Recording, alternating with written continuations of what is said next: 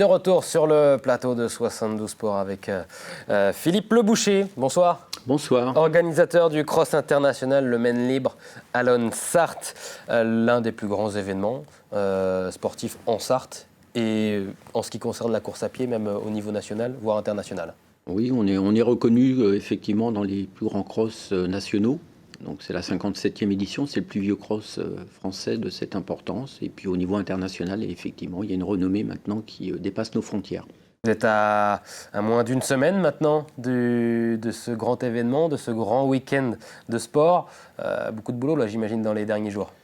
Il y a déjà eu beaucoup de boulot de préparation, mais enfin là on est dans la dernière ligne droite, donc maintenant voilà, on va lâcher les chevaux, comme on dit, avec les bénévoles sur le terrain pour faire de ce rendez-vous un rendez-vous effectivement voilà, qui ramène les gens vers une vie un peu plus normale. Oui, un peu plus normale, puisque on a eu une interruption l'année dernière dans une épreuve qui va fêter sa 57e édition, qui aura dû la fêter l'année dernière.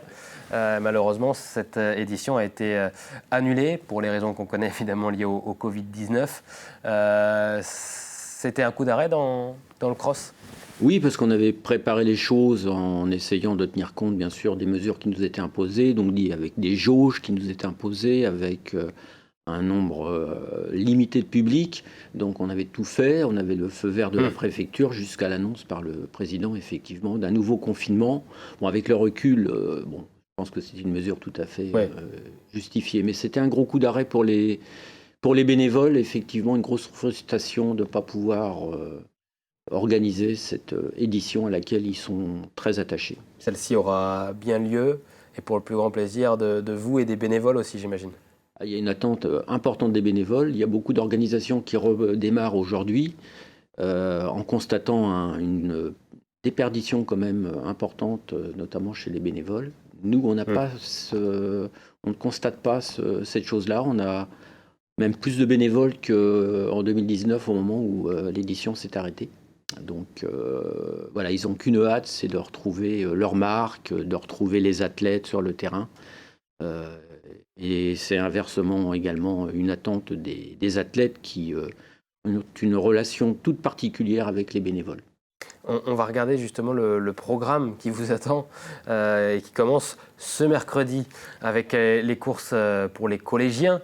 Ça commence à 14h. Ensuite, vendredi, il y aura les courses réservées aux écoliers, à commencer par les CE2, CM1, CM2. Ça, ce sera à 9h30. J'en garde un bon souvenir. J'ai gagné une course et j'étais en CM1. J'ai gagné le cross Maine Libre quand j'étais tout petit. Et j'en garde un très bon souvenir, un très grand souvenir. Ça m'avait marqué. Samedi aura lieu la marche nordique. Ça, c'est à 9h. Et puis, l'une des nouveautés, ça déjà, ça a commencé depuis quelques années, c'est le 10 km Le Maine Libre. Ça, c'est un des grands événements dans l'événement. Oui, tout à fait. Alors moi, c'est un projet que j'avais déjà depuis plus de 20 ans. On projetait de faire un 10 km qui parte du cœur de ville. Bon, Allonnes est une ville qui se transforme beaucoup, donc il y avait toujours des travaux ici ou là dans le cœur de ville. Et puis, il y a 5 ans, donc effectivement, les responsables du Maine Libre nous ont proposé de le mettre en place et en partant du Mans. Donc, on a imaginé effectivement un parcours le plus ludique possible entre Le Mans et Allonnes, en passant notamment par le boulevard Nature.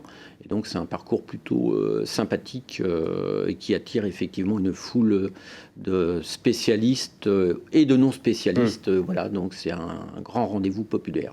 Ça sera samedi. Il est encore possible de s'inscrire d'ailleurs pour cette course ? Il est toujours possible de s'inscrire, mais enfin bon, là ça commence à devenir urgent parce que pour des raisons sanitaires, on a limité effectivement le nombre de participants et puis surtout la date à laquelle on pouvait s'inscrire. Donc jeudi soir pour le 10 km en tout cas, ça sera terminé. Et puis pour le cross en proprement dit, c'est vendredi soir qu'on arrêtera effectivement les inscriptions. Pour le 10 km Le Maine Libre, il faut le souligner parce que c'est très très rare en France, c'est qu'il est gratuit, ce 10 km Le Maine Libre, pour les personnes qui se sont inscrites avant une certaine date. Novembre, tout à fait. Avant le 1er novembre. Et maintenant, c'est pour les gens qui veulent absolument encore s'inscrire pour ce 10 km Le Maine Libre qui a lieu samedi, eh bien, vous pouvez encore vous inscrire sur Internet au tarif très réduit de 5 €.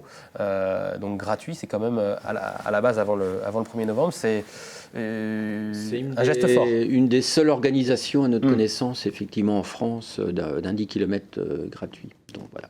C'est un 10 km qui est homologué en plus.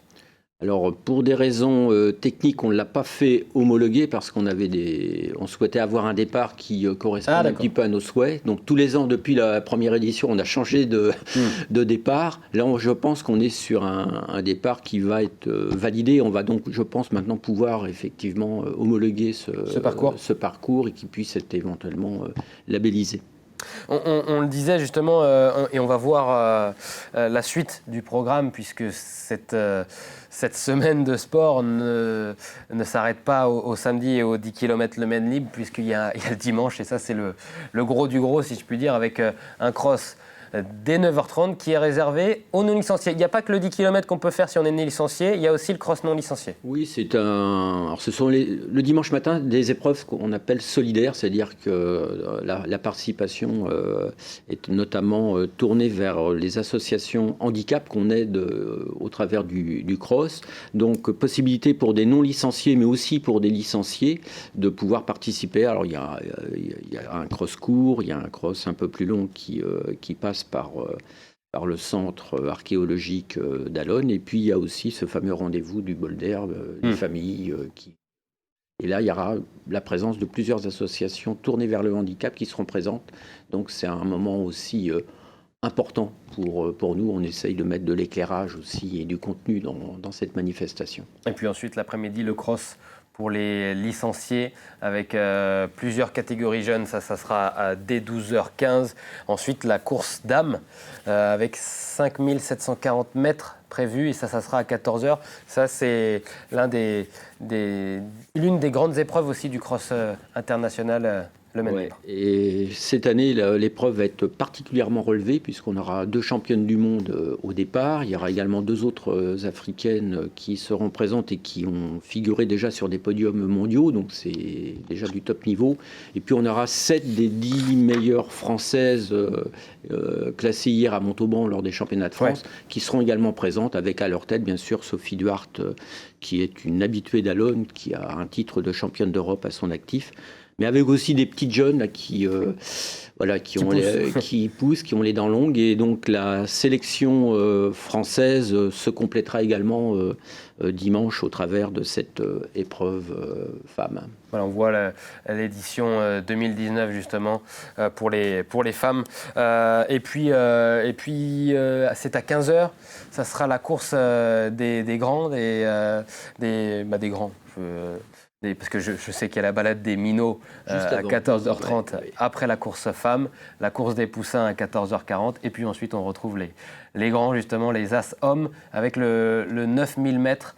Et ça, c'est l'épreuve phare de ce cross d'Allonnes.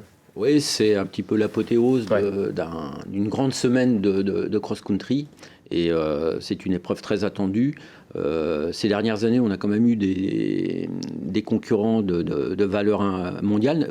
On n'oublie pas que le dernier champion olympique du 5000 mètres cette année a gagné à 17 ans le cross d'Allonnes il y a de cela 4 ans. Donc c'est un peu une épreuve où on essaye de découvrir les talents de demain. Donc on fait la part belle aux jeunes.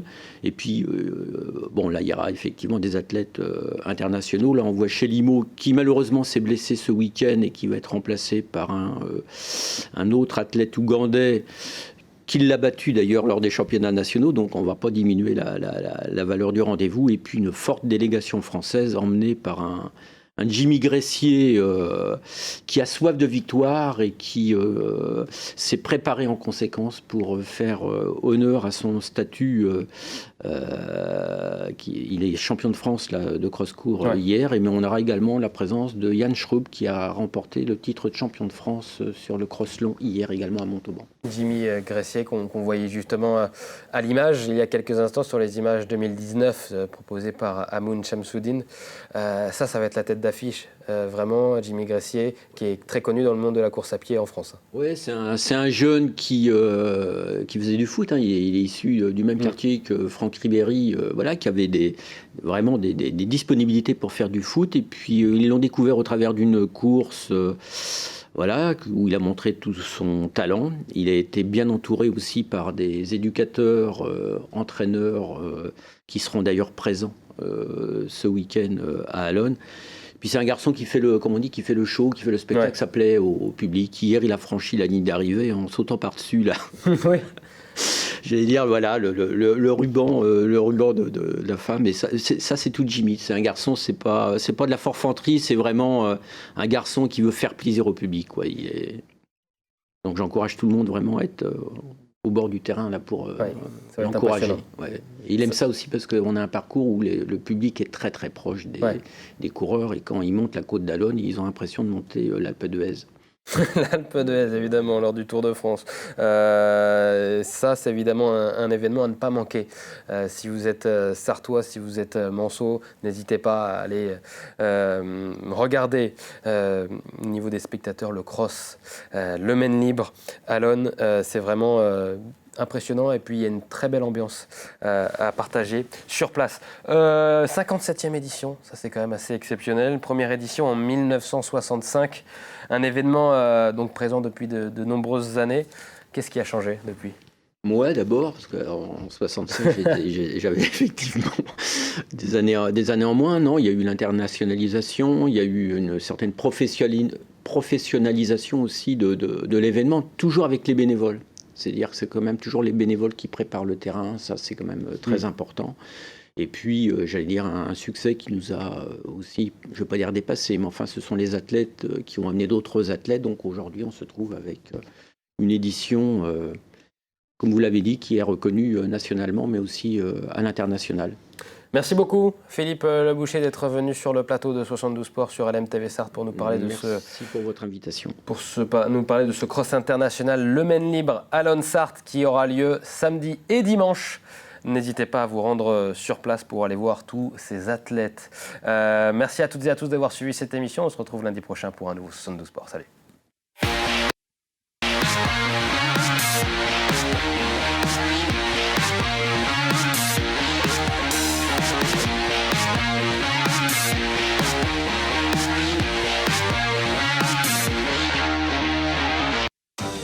Le département, premier partenaire du sport en Sarthe.